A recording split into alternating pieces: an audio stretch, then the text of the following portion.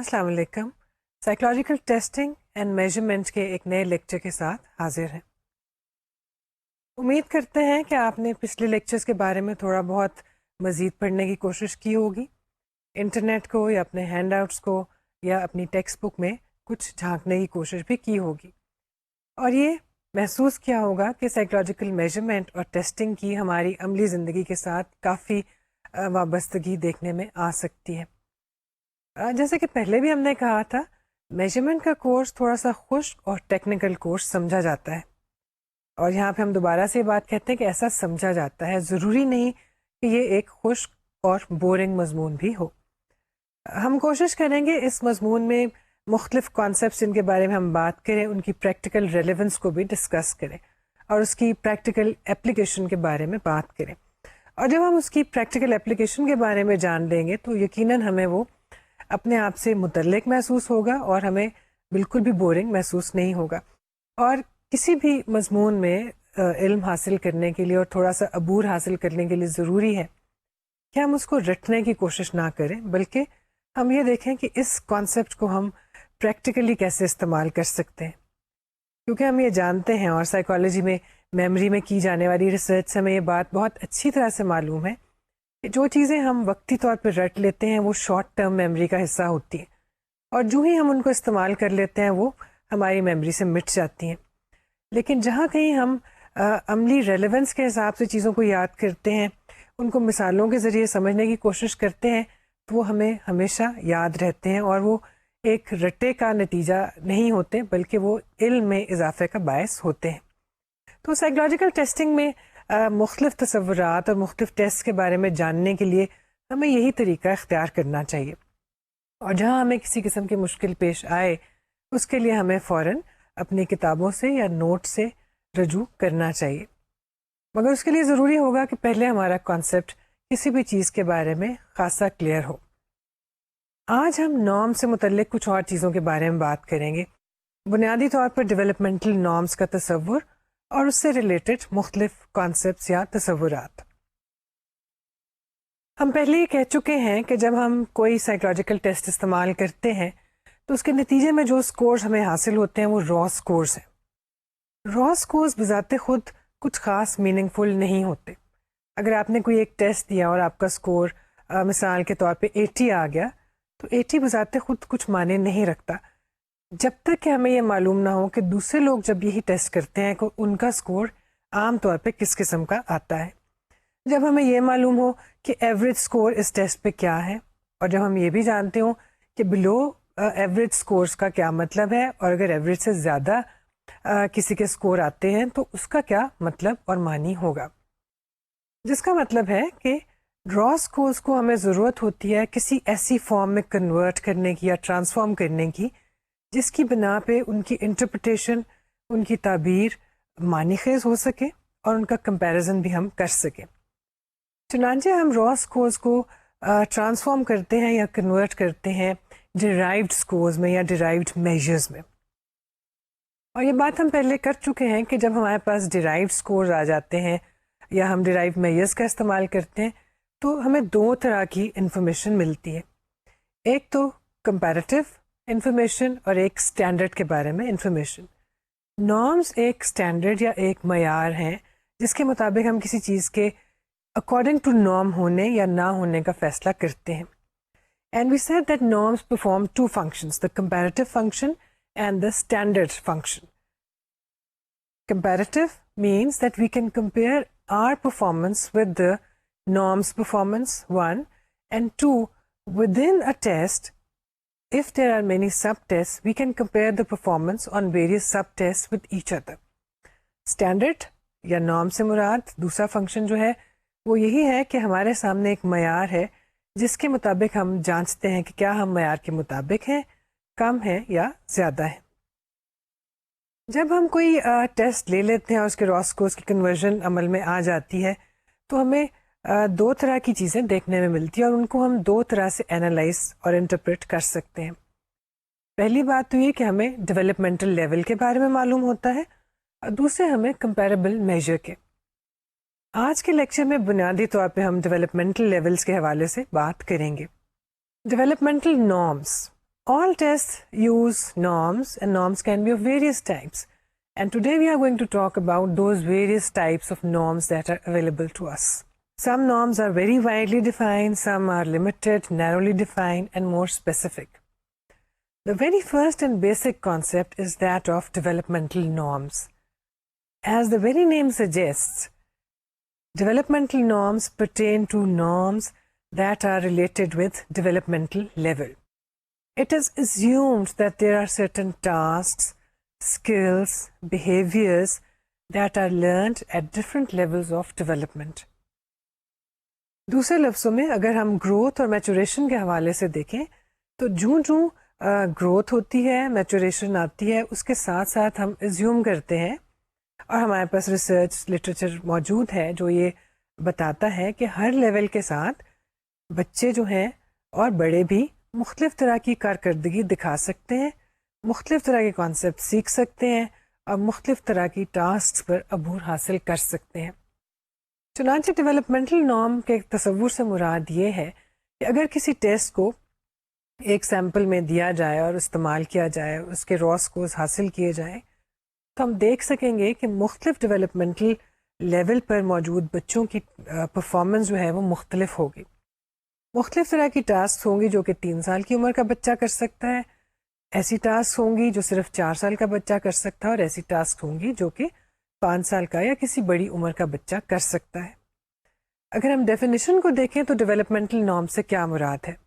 Typical patterns اور characteristics and age specific task اور skills of development at any age or stage of development. Developmental norms are developed or established keeping in view maturation, growth, and development, which means these norms refer to the fact that different things are learned as a result of maturation.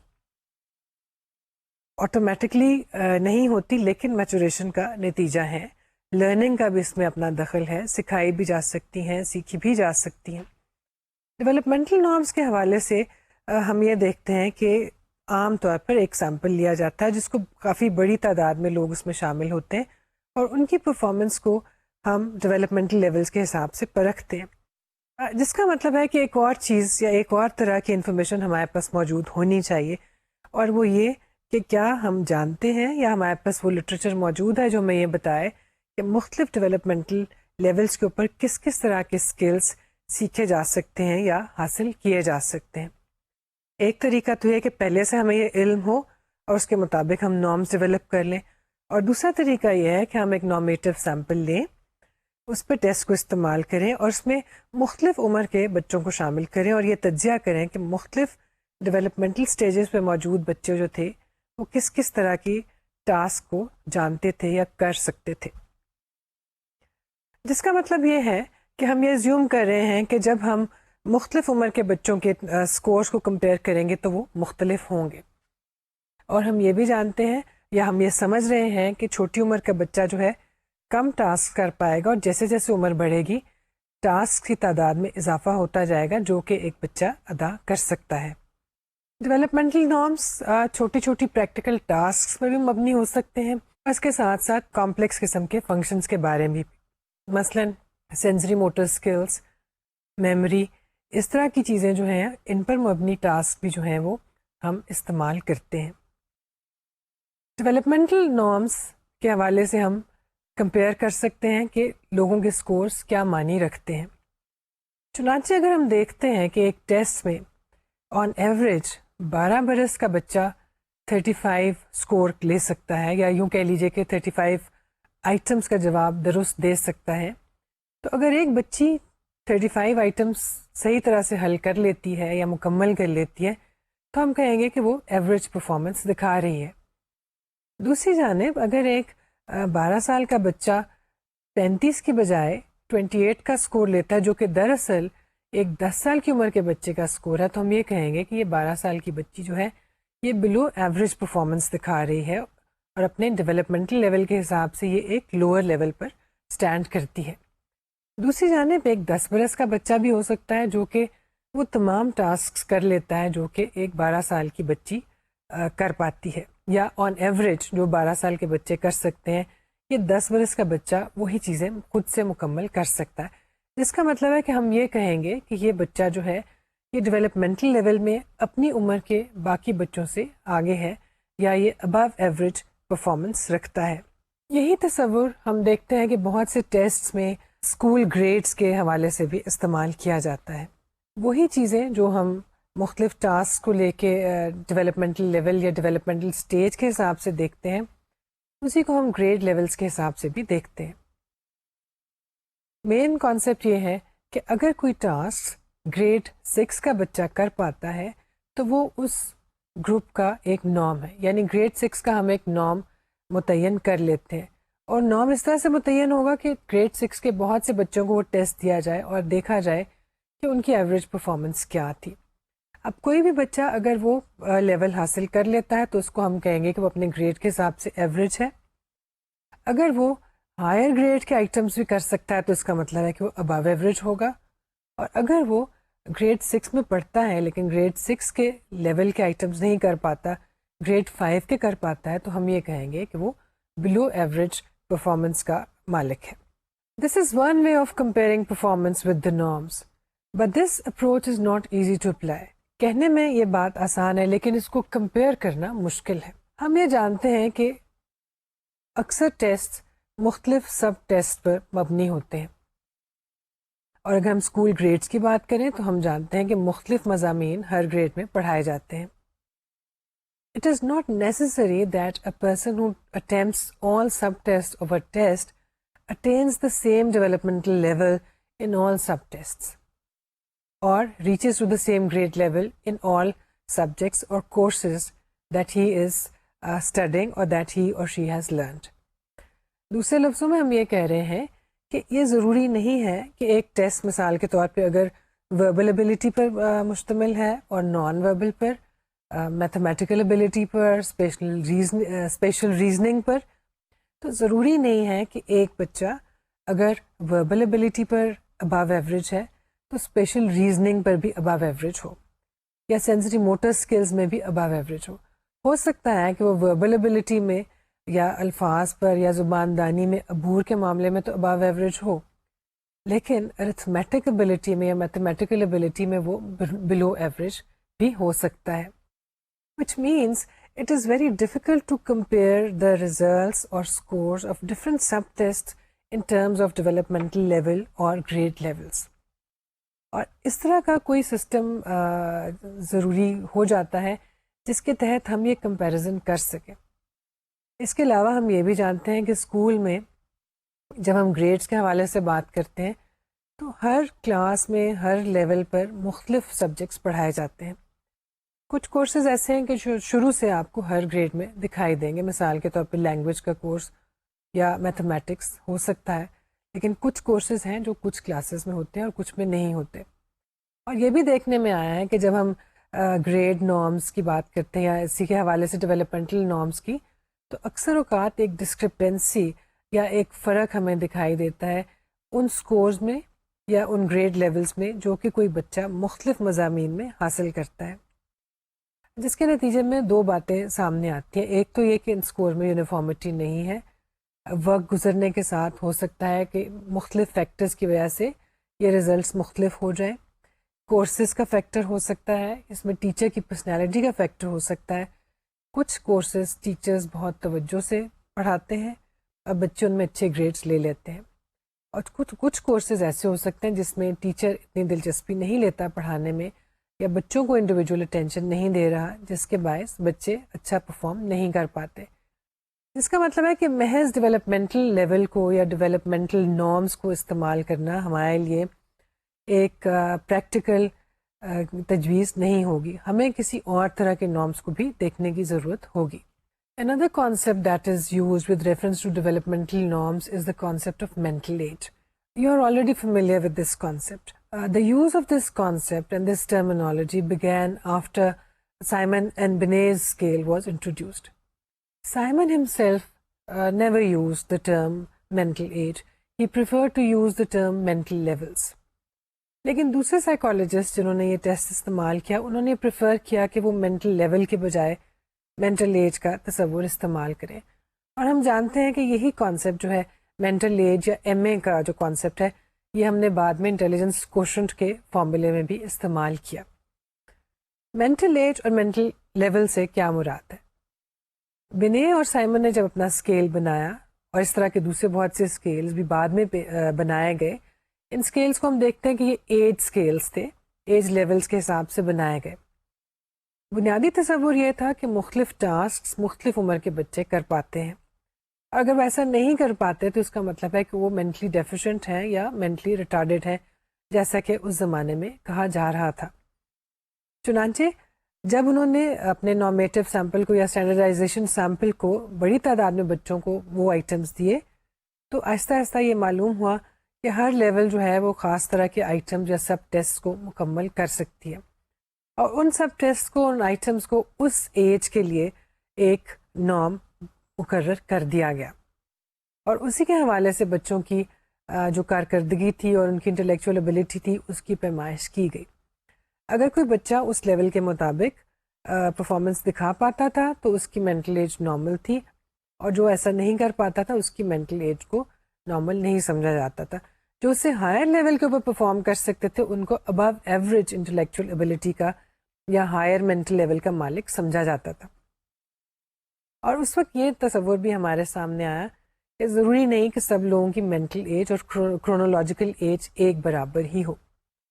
کچھ کی mental age chronological سے زیادہ ہو سکتی ہے, کچھ کی کم بھی ہو سکتی ہے, اور زیادہ تر لوگوں کی مینٹل اور کرونولوجیکل ایج برابر ہی ہوتی ہے, جس کا مطلب ہے ایوریج انٹیلیجنس. مینٹل ایج کا کانسیپٹ جب استعمال کیا گیا تو اس کو کافی پذیرائی ملی اور یہ کافی پاپولر ہو گیا.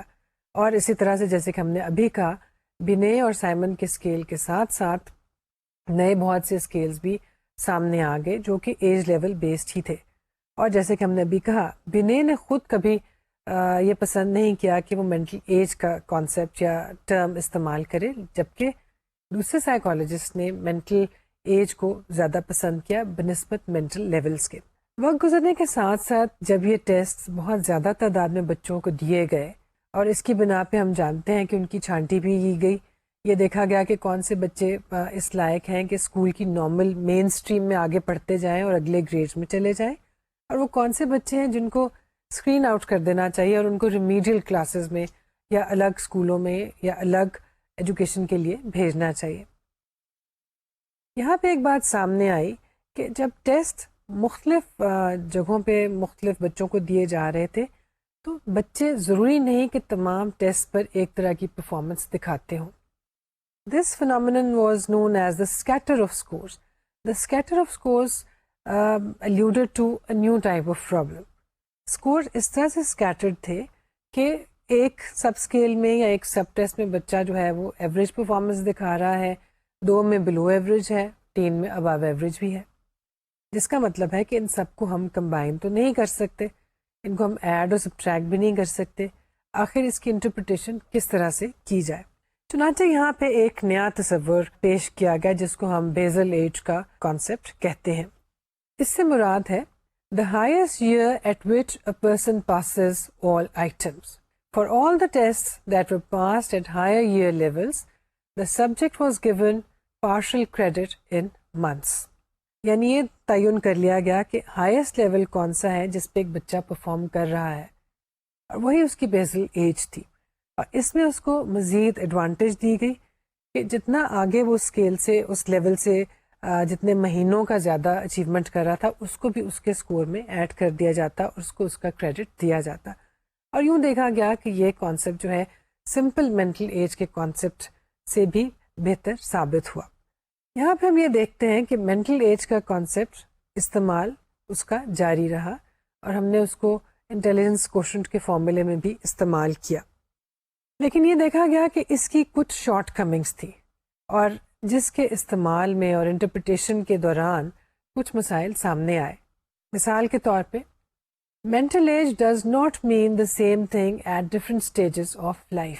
جب ہم مینٹل ایج کی بات کرتے ہیں اور differences between mental age of 2 people and differences between the mental and chronological age of the same person, these things indicate one problem. the difference between the mental age of 4 years and 5 years is not the same as the difference between a mental age of 24 and 25.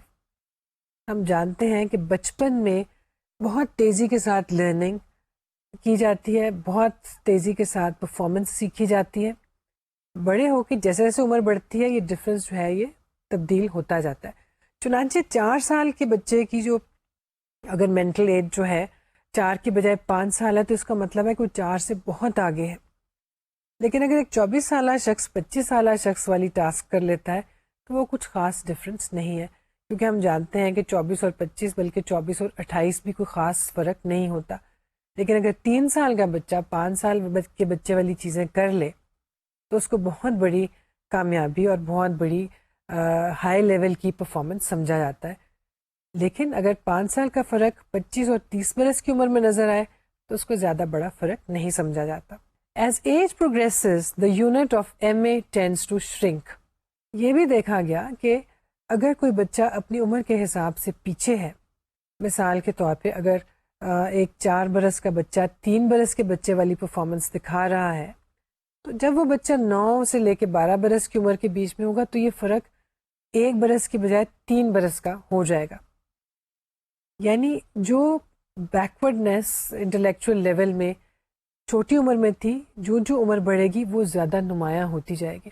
چنانچہ ہم دیکھتے ہیں کہ اگر 4 برس کا بچہ 4 والی ٹاسک نہیں کر پاتا لیکن 3 والی ٹاسک کر لیتا ہے تو وہ فرق اس سے مختلف ہے جب ایک 30 برس کا شخص جو ہے وہ 20 والی ٹاسک کرتا ہے. یعنی وقت گزرنے کے ساتھ بیکورڈنیس کی اہمیت زیادہ ہوتی جاتی ہے, لیکن اگر کوئی ابو ایوریج ہے تو عمر گزرنے کے ساتھ وہ اتنا زیادہ محسوس نہیں ہوتا. پازیٹیو اور negative deviation from norm at different age groups does not mean the same. اس کے علاوہ ہم نے یہ دیکھا کہ اگر کسی بچے کا اسکور پازیٹیولی زیادہ پازیٹیو ہے یعنی کہ زیادہ ہے اپنی ایوریج سے, یا وہ نیگیٹو ڈائریکشن میں جا رہا ہے یعنی ایوریج سے کم ہے, تو مختلف ایج لیولز پہ اس کا مطلب مختلف ہوتا ہے. جس سے مراد یہ ہے کہ محض مینٹل ایج کے تصور کو یا ڈیولپمنٹل نارمس کے تصور کو لے کر ہم اس پر انحصار نہیں کر سکتے. ہمیں ضرورت اس عمر کی ہے کہ ہم کچھ اور چیزیں بھی ایسی استعمال کریں جس کی مدد سے ہمیں ٹیسٹ کی اسکورز کی انٹرپریٹیشن میں مدد مل سکے اور ہم زیادہ واضح طریقے سے یہ جان سکیں کہ کسی شخص کا انٹلیکچوئل لیول یا اس کا ابیلٹی لیول کیا ہے اور اس کے معنی کیا ہے. یہاں پہ ایک اور کانسیپٹ جو ہم استعمال کرتے ہیں وہ گریڈ ایکویولنس کا کانسیپٹ ہے. Grade equivalence represent the scores on educational achievement tests attained by children in a certain grade. بالکل اس طرح سے جیسے کہ ہم مینٹل لیولز کو ڈٹرمن کرتے ہیں اسی طرح سے ہم گریڈ ایکویولنٹس کو بھی استعمال کرتے ہیں. مینٹل لیولز میں ہم یہ کرتے ہیں کہ ہم ایک عمر کے بہت سے بچوں کو ٹاسک دیتے ہیں اور دیکھتے ہیں کہ وہ کہاں تک اسکور حاصل کر سکتے ہیں یا کون کون سے ٹاسک مکمل کر سکتے ہیں, اور جو کارکردگی وہ دکھاتے ہیں وہ اس ایج لیول کی نارم بن جاتی ہے. گریڈ ایکویولنس میں آپ کسی سرٹن گریڈ کے بچوں کی پرفارمنس لیتے ہیں اور اس کے مطابق گریڈ کا ایک نارم ڈٹرمن کر لیتے ہیں. اس کے بعد آگے آنے والے جتنے بچے وہ ٹاسک کرتے ہیں یا اچیومنٹ ٹیسٹ کرتے ہیں ان سے توقع کی جاتی ہے کہ وہ گریڈ ایکویولنٹ کے مطابق اپنی پرفارمنس دکھائیں گے. اس کو ہم بالکل ایسے ہی کہہ سکتے ہیں کہ مینٹل ایج کو یا ڈیولپمنٹل نارمس کے تصور کو گریڈز کے تصور میں تبدیل کر دیا گیا ہے. مگر یہاں پہ وہی بات جیسے کہ ہم نے ابھی پہلے کہی تھی, گریڈ ایکویولنس میں ایک مسئلے کا ہمیں سامنا ہمیشہ رہتا ہے اور وہ یہ کہ مختلف لیولز میں مختلف گریڈز میں جب کورسز پڑھائے جاتے ہیں اور پورے سال کے دوران جو مختلف طرح کی تبدیلیاں آتی ہیں بعض اوقات وہ بچوں کی پرفارمنس کو متاثر کرتی ہیں. Then there is another issue. Grades usually one grade or one class or one academic year lasts for about 10 months. 2 months are off for vacation, mostly in the summer. In some countries, it is a break in the winters. What about the 10 months that we have? If a child is tested when he had just entered grade 7, is he going to perform or is he expected to perform the same as a child who has been in grade 7 for the past 6 months? جس کا ایک حل یہ نکالا گیا کہ جتنے مہینے کوئی بچہ اپنے گریڈ سے آگے پڑھ چکا ہے اس کو ڈیسیمل پوائنٹس میں ظاہر کیا جائے. چنانچہ جو بچہ پچھلے 6 مہینے سے کلاس 7 میں یا گریڈ 7 میں ہے، جب وہ لیول ایکوائر کر لیتا تو ہم کہیں گے کہ اس کا لیول 7.5 ہے، جبکہ ایک بچہ جو بالکل نیا انٹرنٹ ہے 7 میں اور وہ لیول حاصل کرتا ہے تو اس کو ہم 7 کا گریڈ دیں گے. مگر جیسے کہ ہم کہہ چکے ہیں اس میں بھی تھوڑے سے مسائل پیش آتے ہیں، اور ٹیچر کا فیکٹر، کورس کا فیکٹر، کورس کنٹینٹ کا فیکٹر، یہ چیزیں جو ہیں گریڈ ایکویولنس کو متاثر کر سکتی ہیں. مگر ہم جانتے ہیں کہ ساری دنیا میں گریڈ ایکویولنس استعمال کیے جاتے ہیں، اور بہت سارے جو بڑے لیول پہ کیے جانے والے اچیومنٹ ٹیسٹ ہیں ان میں انہی کو مد نظر رکھا جاتا ہے. There is another concept or there is another approach that is used in this regard. We also use a different type of norms, ordinal scales. Some psychologists have developed ordinal scales. Ordinal scales جیسے کہ آپ جانتے ہیں وہ scales ہیں جس میں کسی بھی آبجیکٹ کو، ایونٹ کو، کسی بھی فنامنن کو ایک سرٹن رینک آرڈر میں ترتیب دیا جاتا ہے، کسی سیکوینس کے مطابق اس کو بیان کیا جاتا ہے، یا یوں کہہ لیجیے کہ پوزیشن کے حساب سے بتایا جاتا ہے. بہت سے سائیکالوجسٹ نے اپنے ایسے اپروچز یا اپنی ایسی تھیریز پیش کی ہیں جس میں وہ ڈیولپمنٹل لیولز کی بات کرتے ہیں. اور جب وہ ڈیولپمنٹل لیولز کی بات کرتے ہیں تو اس میں 2 چیزیں بہت امپورٹنٹ ہیں. Developmental levels are sequential, this is 1، and 2 they are uniform. یعنی چاہے ہم پیاژے کی تھیری کی بات کریں یا کسی اور تھیرس کی بتائے گئے ڈیولپمنٹل لیولز کو لیں، ان کے مطابق یہ لیولز ایک یونیفارم پیٹرن میں ظاہر ہوتے ہیں، اور ان کا سیکوینس جو ہے وہ ایک مستقل پیٹرن کو یا مختلف آرڈر کو فالو کرتا ہے. یعنی اگر سٹیج 1 2 3 میں ڈیولپمنٹ کو بیان کیا گیا ہے تو سٹیج 1 ہی ہمیشہ وقوع پذیر ہوگی اور سٹیج 3 ہی ہمیشہ آخر میں آئے گی. سو uniformity should be there and the sequence is going to be the same every time for all people. اگر سیکوینس میں آگے گروتھ نہیں ہو رہی، میچوریشن نہیں ہو رہی، ڈیولپمنٹ آگے نہیں جا رہی تو یہ کسی پرابلم کی طرف اشارہ کرتے ہیں. ابھی ہم 2 ایسی تھیریز کی بات کریں گے، گیسل کا سسٹم اور دوسرے پیاژے کا ڈیولپمنٹل سٹیجز کا سسٹم. بنیادی تصور یہی ہے کہ ڈفرینٹ ڈیولپمنٹل لیول پر پائے جانے والے بچے یا افراد خاص طرح کی ابیلٹی کے مالک ہوتے ہیں، خاص طرح کی کارکردگی دکھا سکتے ہیں اور خاص طرح کا بیہیویئر ان سے ہم ایکسپیکٹ کر سکتے ہیں. گیسل نے جو سسٹم دیا that is Gesell developmental schedules, and he talked about sequential patterning of early behaviour development. These scales were developed to see the approximate developmental level in months. 4 major areas of behavior are tested: motor, adaptive, language, and personal social.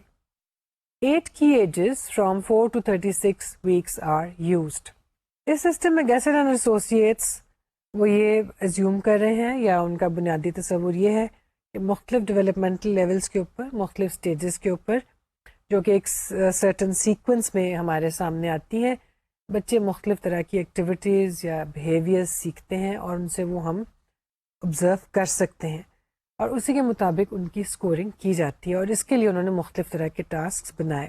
کسی سے ملتا جلتا اور شاید اس سے زیادہ extensive کام ہمارے سامنے یون پیاژے کی تھیری کی صورت میں آتا ہے. ہم جانتے ہیں کہ پیاژے نے اپنا کوگنیٹو ڈیولپمنٹ کا تصور دیا، ایک بہت کمپریہنسو تھیری دی، اور انہوں نے بتایا کہ سرٹن سٹیجز کے سیکوینس کی صورت میں ڈیولپمنٹ سامنے آتی ہے. These stages follow the sequence. As we said earlier, the earlier stage will always come first. یعنی سینسری موٹر اسٹیج جو سب سے پہلی اسٹیج ہے، سب سے پہلے وہ وقوع پذیر ہوگی اور آخر میں فارمل آپریشنس کی توقع کی جا سکتی ہے. ضروری نہیں کہ سب لوگ فارمل آپریشنل لیول پر پہنچے، لیکن سیکوینس وہی رہے گا. پیاجے نے ہر سٹیج کے حساب سے کچھ ایج لیولز بھی بتائے اور انہوں نے بتایا کہ اس عمر سے اس عمر تک سینسری موٹر سٹیج ہوگی, اس عمر سے اس عمر تک preoperational, concrete operational and then formal operational. But the age levels that he has talked about, they are arbitrary, as he says. They are not fixed. It is not necessary that the age for sensory motor stage will always be uniform everywhere in the world.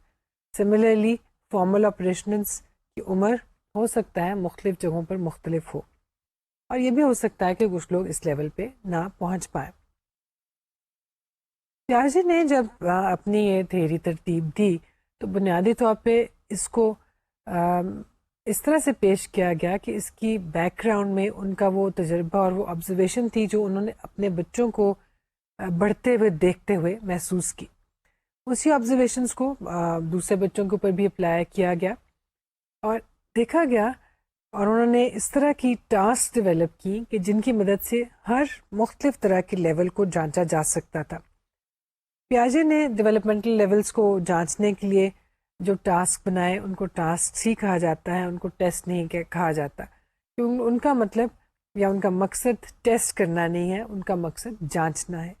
یعنی یہ دیکھنا ہے کہ کوئی ایک certain level of achievement یا developmental stage کیا ایک بچے نے حاصل کر لی ہے یا نہیں.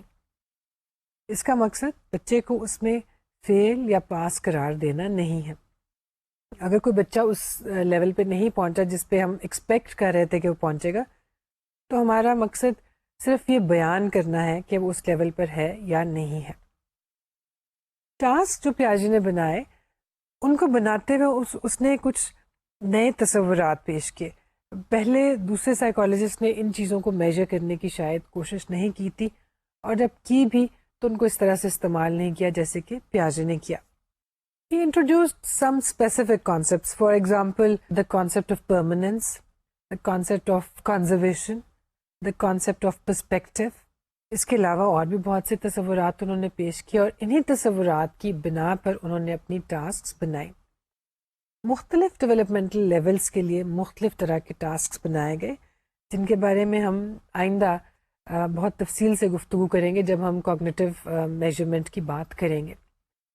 لیکن ہم تھوڑا سا دیکھتے ہیں کہ یہ تصورات کیا تھے. Object permanence. The child is aware of the object existence when they are out of site.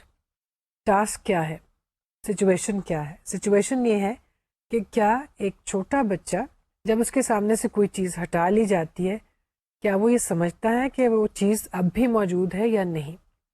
آپ نے دیکھا ہوگا کہ بہت چھوٹے بچوں کے سامنے سے اگر کوئی چیز ہٹا لی جائے یا ان سے کوئی کھلونا لے لیا جائے اور ان کو کہا جائے کہ چڑیا اس کھلونے کو لے گئی ہے تو وہ رونا بند کر دیتے ہیں اور تھوڑی دیر کے بعد بھول جاتے ہیں. لیکن ذرا بڑی عمر کے بچے کو اگر کہا جائے کہ اس کی چیز چلی گئی ہے اور اس کو کوئی چڑیا یا کوئی پرندہ لے گیا ہے تو اس میں یقین نہیں رکھتا. جس کا مطلب یہ ہے کہ چھوٹے بچے میں بھی آبجیکٹ پرماننس کا تصور نہیں تھا. اس کے خیال میں چیزیں تب تک ہی موجود ہوتی ہیں جب تک وہ نظر کے سامنے ہوتی ہیں, لیکن جب عمر بڑھتی ہے تو بچہ سیکھ لیتا ہے کہ جب چیزیں میرے سامنے نہیں ہوتی تب بھی وہ ایگزسٹ کرتی ہیں. چنانچہ پیاجے نے اس کو میجر کرنے کے لیے بھی ٹاسک بنائے. Then conservation. Conservation is the recognition that an attribute remains constant over changes in perceptual appearance. یعنی کوئی چیز اگر اپنی شیپ بدل بھی لے تو اس کا والیوم مثال کے طور پہ وہی رہتا ہے.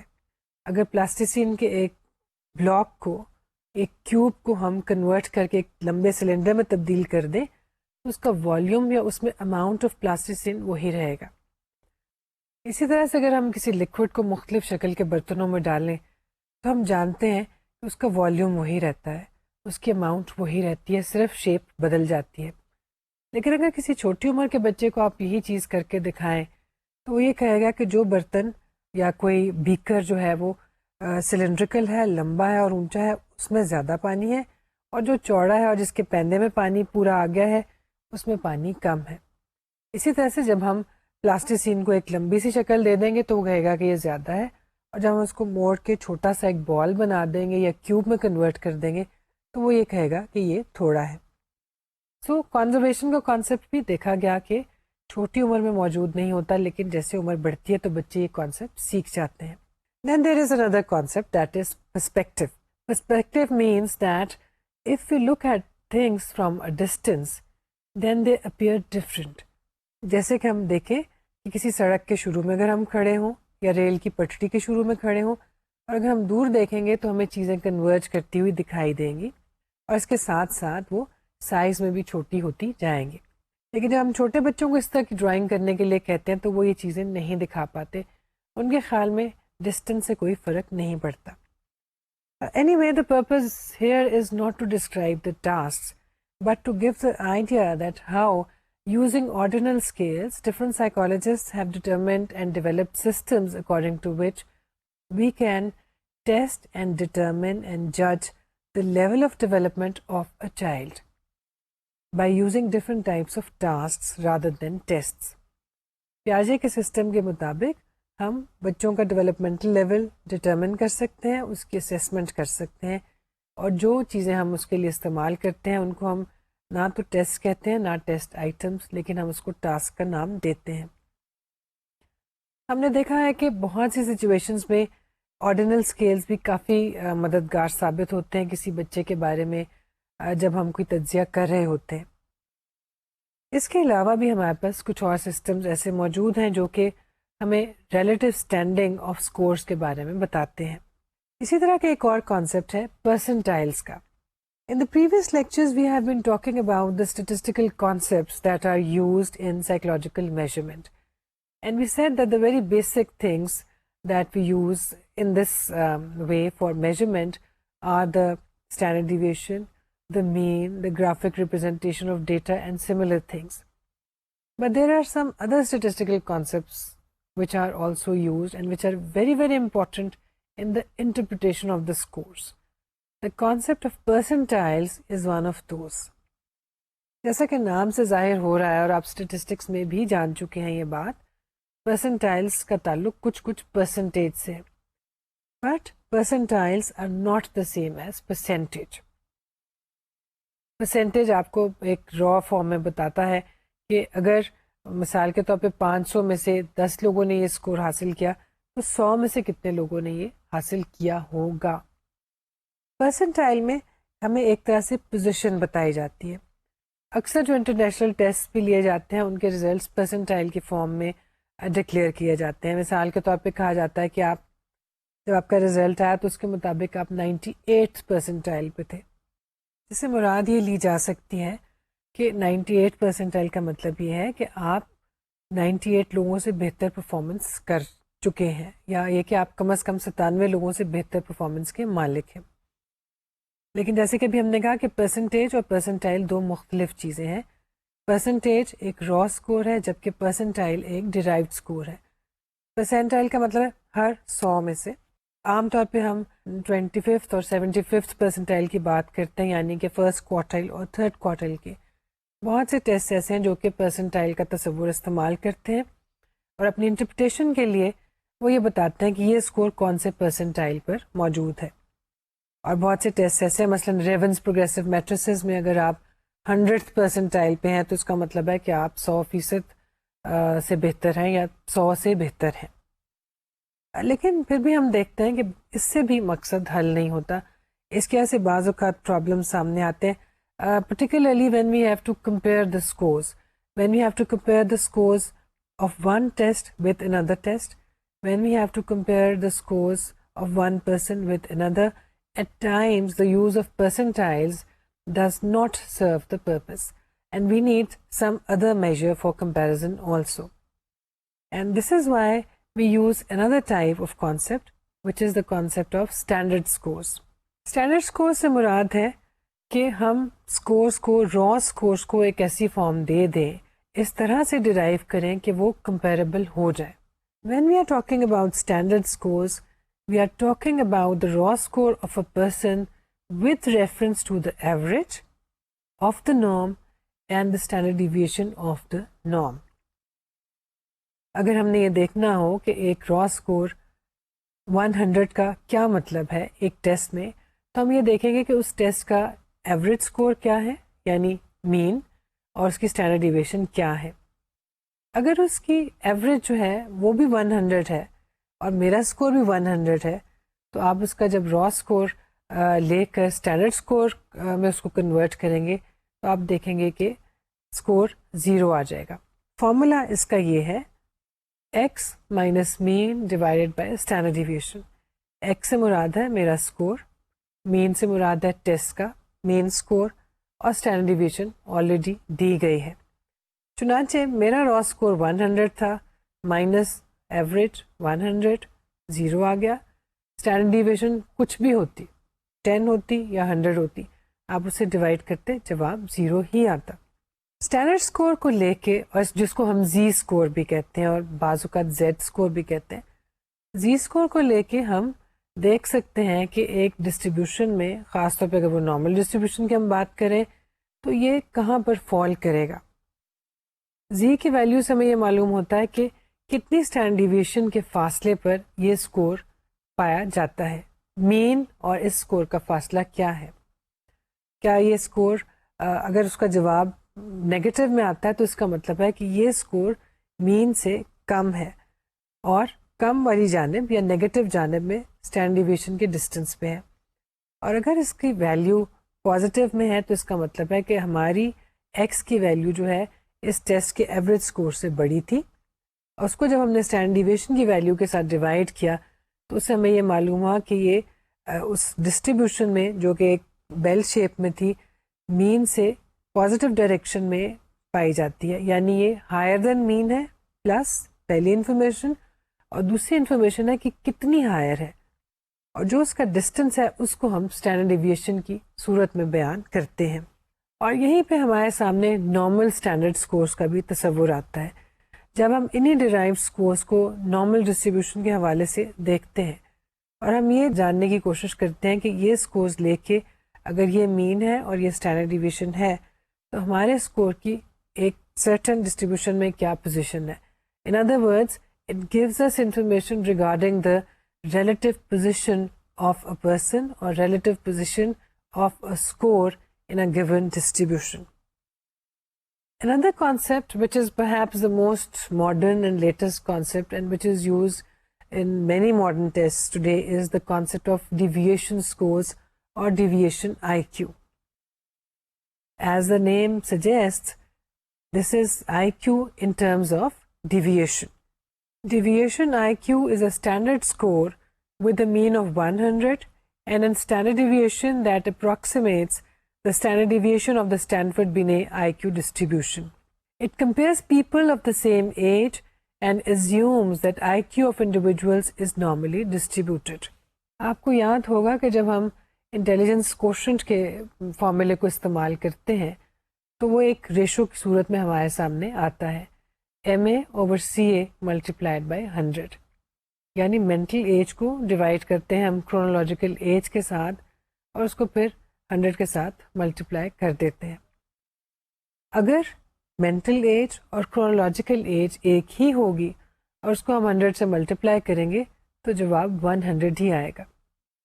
یعنی جو کہ ایوریج آئی کیو تھا 100 کا, یہ شخص اسی پہ فال کر رہا ہے کیونکہ اس کی مینٹل ایج اور کرونالوجیکل ایج جو ہے وہ دونوں ایک برابر ہے. In other words, he has an average intellectual ability. لیکن اگر کسی شخص کی مینٹل ایج مثال کے طور پہ ڈبل ہوتی, مینٹل ایج 6, کرونالوجیکل ایج 3, اب اگر آپ اس کو ڈیوائڈ کریں گے اور 100 سے ملٹیپلائی کریں گے تو آنسر آئے گا 200.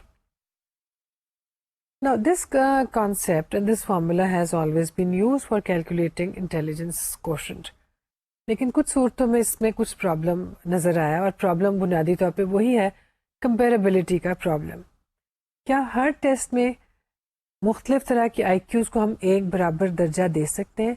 ہم یہ سمجھ سکتے ہیں کہ ایک ٹیسٹ کا 100 آئی کیو دوسرے ٹیسٹ کے 100 آئی کیو کے بھی برابر ہے؟ یا ایک ٹیسٹ میں اگر کوئی شخص ابو ایوریج نظر آ رہا ہے تو کیا وہ شخص دوسرے ٹیسٹ میں بھی ابو ایوریج پرفارمنس حاصل کرے گا؟ جہاں پہ ایک طرف اسکیٹر آف اسکورس کا پرابلم ہے اور جہاں پہ اس کے ساتھ ساتھ ہمیں کمپیریبلٹی کا پرابلم ہے, اس کو حل کرنے کے لیے ڈیویشن آئی کیو کا تصور استعمال کیا جاتا ہے, جس میں ہم ڈسٹینس جو ہے اسٹینڈرڈ ڈیویشن کے حساب سے متعین کرتے ہیں کسی اسکور کا، اور ذہن میں یہی تصور رکھا جاتا ہے کہ یہ سب کچھ جو ہے اسکور جو ہے یہ نارملی ڈسٹریبیوٹیڈ ہوں گے. اسی سے ریلیٹڈ ہم دیکھتے ہیں کہ اور بھی مختلف طرح سے نارمس کو ڈٹرمن کیا جاتا ہے. ہم نے بالکل شروع میں کہا تھا کہ را اسکورس کو ڈرائیوڈ اسکورس میں یا کمپیریبل میجرز میں کنورٹ کرنے کا بنیادی مقصد کیا ہے. ہم دو چیزوں کے بارے میں انفارمیشن حاصل کرنا چاہ رہے ہیں. ایک تو یہ کہ ریلیٹو اسٹینڈنگ کسی شخص کی کیا ہے، اس کے لیولز کیا ہیں جس کے اوپر وہ اسٹینڈ کر رہا ہے، اور دوسرے یہ کہ ہم اس کو دوسروں کے ساتھ کیسے کمپیئر کر سکتے ہیں. اسی حوالے سے ہم دیکھتے ہیں کہ ریلیٹیوٹی آف اسکورس جو ہے وہ بہت اہمیت رکھتی ہے. ریلیٹیوٹی آف نارمس، نارمس کا آپس میں کیا تعلق ہے، اسکورس اور نارمس کے آپس میں کیا ریلیشن شپ ہے، اور مختلف طرح کے نارمس جو ہیں وہ آپس میں کیا تعلق رکھتے ہیں. کیا یہ ممکن ہے، کیا ہمارے پاس کوئی ایسے طریقے ہیں جس کی مدد سے ہم ٹیسٹ ایکس وائی زی کی ایکویولنس دیکھ سکیں ٹیسٹ اے بی سی کے ساتھ. کیونکہ ہو سکتا ہے کہ ٹیسٹ اے بی سی جو کہ شاید میتھمیٹیکل ایبلٹی کا ٹیسٹ ہے، اور ایکس وائی زی جو کہ شاید وربل ایبلٹی کا ٹیسٹ ہے، ایک ہی شخص نے جب وہ دونوں ٹیسٹ دیے اور ایک میں اس کی ایوریج پرفارمنس آئی اور ایک میں ابو ایوریج پرفارمنس آئی، تو ہم اس کو اکویٹ کیسے کر سکتے ہیں. ابھی ہم نے یہ دیکھا ہے کہ نارمس کے حوالے سے کون کون سے تصورات استعمال ہوتے ہیں اور نارمس کو کس کس ٹرمز میں بیان کیا جا سکتا ہے. آئندہ لیکچر میں ہم یقیناً اس کے بارے میں گفتگو کریں گے کہ ٹیسٹوں کو اور ان کے ریزلٹس کی ایکویولنس کو کیسے ڈٹرمن کیا جا سکتا ہے اور اس کے لیے کیا پروسیجرز ہمارے پاس موجود ہیں.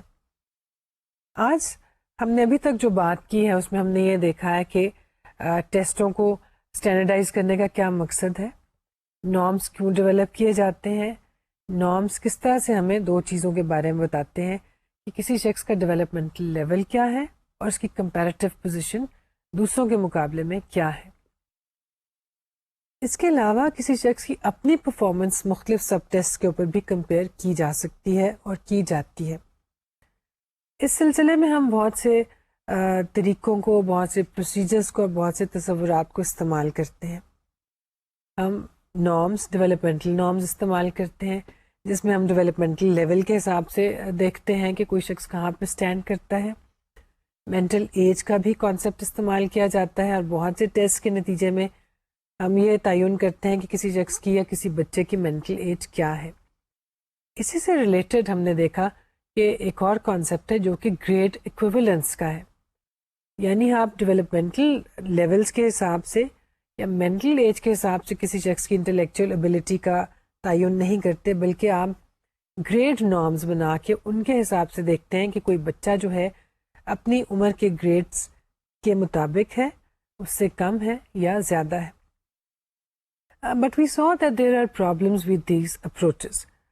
There are some shortcomings of the use of developmental norms, some shortcomings in using the concept of mental age, and some shortcomings when we use grade equivalence.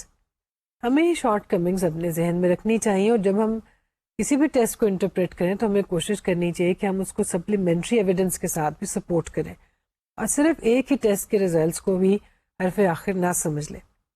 اسی سلسلے میں ہم نے یہ بھی دیکھا کہ بہت سے ٹیسٹ جو ہیں وہ اسٹینڈرڈ اسکورس کا یا زی اسکورس کا استعمال کرتے ہیں، جو کہ کافی پریکٹیکل حل ہے ان مسائل کا.